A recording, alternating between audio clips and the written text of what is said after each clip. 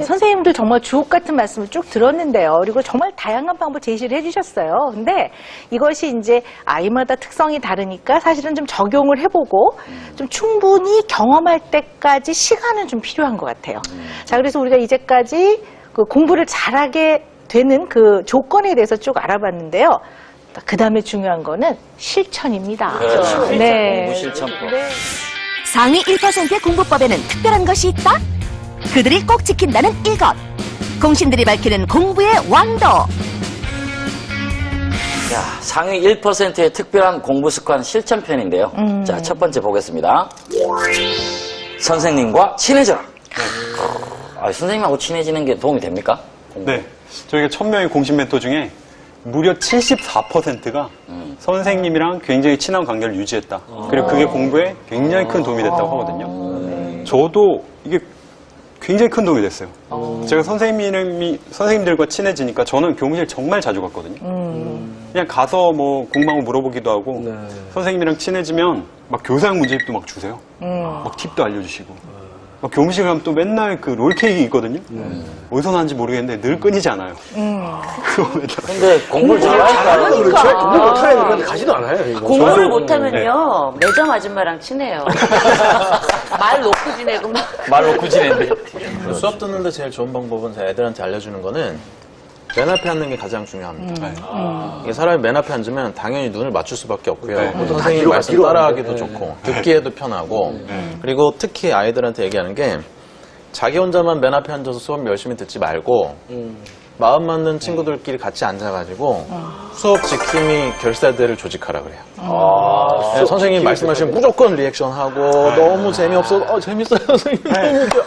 이렇게 하다 보면 선생님이 뭐 하나라도 더 알려주시려고 하죠. 그리고 자기가 또 질문을 의도적으로 하려고 하면 수업을 안 듣고는 질문할 수 없거든요. 뭘 공부를 해야 질문하니까. 그러면 질문거리도 생기죠. 그리고 걔네들이 성적이 당연히 올라갈 수밖에 없죠. 다른 친구들도 다 모아서 나중에 뭘 하느냐. 선생님, 그 서류, 자기소개서에 쓸 때 저는 리더십이 반장, 부반장만 많이 하는 게 리더십이 아니고 다른 사람들에게 도움이 될 수 있는 일들 기획해서 같이 하는 게 리더십이라고 생각했어요 라고 쓴 다음에 저는 이 리더십 함양 과정을 통해서 공교육 정상화가 멀지 않았다는 걸 깨닫게 됐습니다. 교사와 교사와 학생들이 손잡고 수업 분위기를 바꾸려고 애쓰면 그게 확산됐을 때 학교 수업도 나아지고 학원 수업도 줄일 수 있을 거예요. 지금 생각하니까 수업 지킴이, 수업 분위기 지킴이. 제가 그 학부모 초대한 그 수업에 가서 수업을 봤거든요. 중학교 수업을 봤는데 종이 쳤는데도 애들이 안 들어오는 거예요. 복도에 다 있어요. 학부모들만 뒤에 와서 이렇게 하고 있고 선생님은 있고 한 1, 2분, 한 5분 내로 애들이 우르르 들어와서 어수선한 거예요. 근데 거기서 한 아이가 유독 잘 알아서 하더라고요. 근데 걔 혼자 하니까 애들 모두 걔를 약간 무시하는 분위기가 있었어요. 근데 지금 말씀 들으니까 혼자 그러지 말고 몇몇이 결사대를 맞아서 같이 하면 돼. 그걸 몰랐네. 괜찮네. 자, 상위 1%의 특별한 공부 습관 실천편. 두 번째입니다. 복습이 답이다. 이것도 참 많이 들었던 얘기예요. 예습보다는 복습이 더 중요한 겁니까?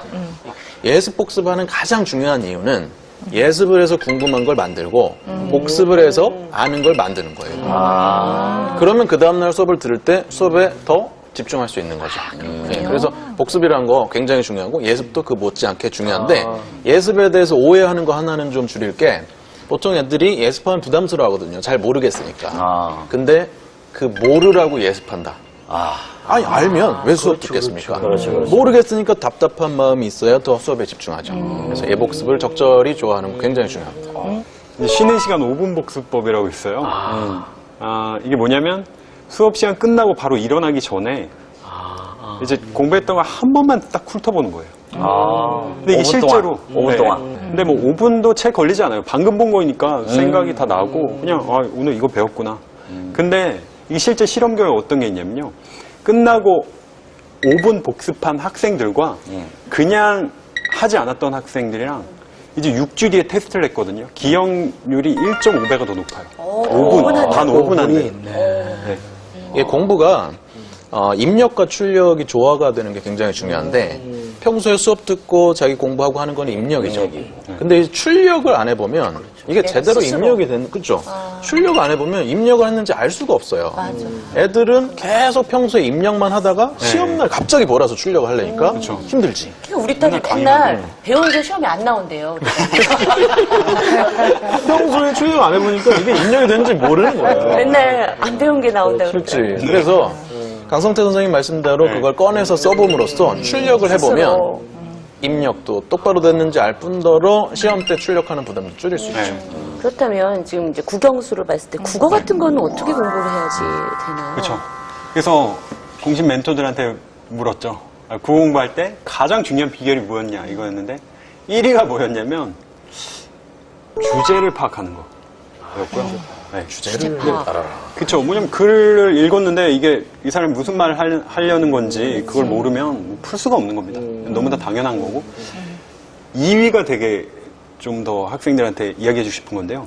2위가 뭐가 나왔냐면 객관을 유지하고 주관을 배제하라는 게 나왔습니다. 주관을 네. 배제하라. 이게 우리 좀 어려운데요, 말이 좀. 그쵸. 좀 어려울 수 있는데 아이들이 이런 경우가 있어요.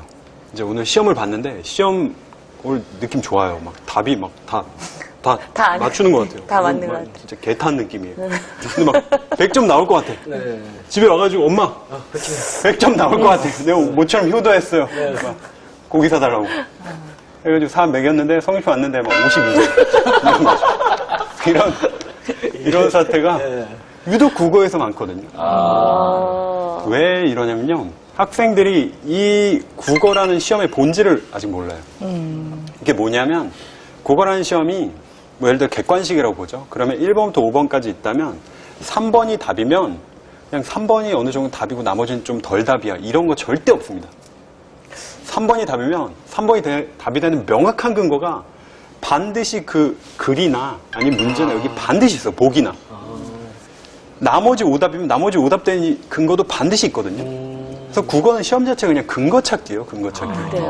외워서 쓰고 이러는 게 아닙니다. 수능 국어가 그렇죠. 수능 국어. 그래서 제가 누구 닮았다는 얘기 많이 듣는데요. 저는 진중권 씨를 더 닮았나요? 아니면 지석진 씨를 더 닮았나요? 지석진 씨. 근데 거기다가 진중권 씨를 쓰고 나는 당연히 100점이야라고 생각한 거예요. 어디가 어떻게 더 닮았는지 객관화해가지고 판단해야 되는데 그냥 자기 느낌대로 제멋대로 답을 쓴 거죠. 그래서 수능 국어를 위해서는 그런 그 주관 객관 판단이 상당히 중요합니다.